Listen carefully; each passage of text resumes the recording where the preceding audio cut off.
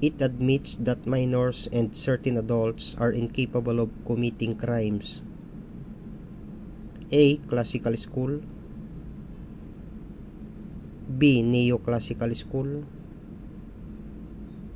C. Positivist school. D. Modern clinical school. Answer B. Neoclassical school. Its main advantage was it was easy to administer and eliminate arbitrary sentences. A. Classical school. B. Neoclassical school. C. Positivist school. D. Modern clinical school. Answer A. Classical school. It resulted in class discrimination due to the wide use of discretion in imposing penalties.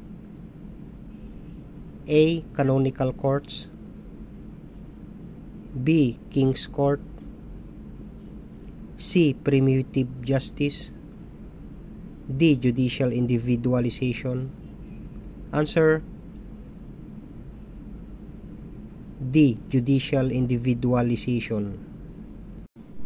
He made the first attempt to explain crime, wherein he noted in his book Nicomedean Ethics that punishment is a means of restoring balance between pleasure and pain. A. Aristotle. B. Beccaria. C. Lombroso. D. Hentig. Answer A. Aristotle. A system of trial and punishment that is reformatory in purpose. A. Canonical courts. B. King's Court. C. Primitive justice. D. Judicial individualization. Answer A. Canonical courts. He advocated the theory that punishment should prevent others from committing like offenses and should be in the degree of severity enough to deter others. A. Lombroso. B. Bentham. C. Beccaria. D. Ferry. Answer C. Beccaria. It believes that punishment gives a lesson to the offender and that it holds the crime commission in check. A. Retribution. B. Atonement. C. Protection. D. Deterrence. Answer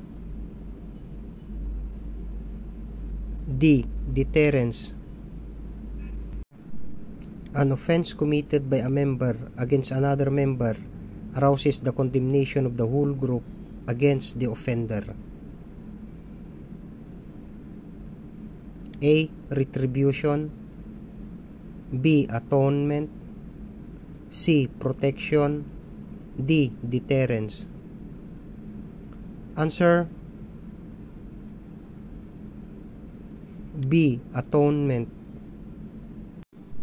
This justification of punishment, it resulted in retaliation and an unending vendetta between the offender and the victim. A. Retribution. B. Expiation. C. Protection. D. Deterrence. Answer A. Retribution. It is effected by the use of stocks and pillory, docking stool, branding, and shaving off the hair of the offender. A. Corporal punishment. B. Public humiliation. C. Shaming. D. Both B and C. Answer D. Both B and C.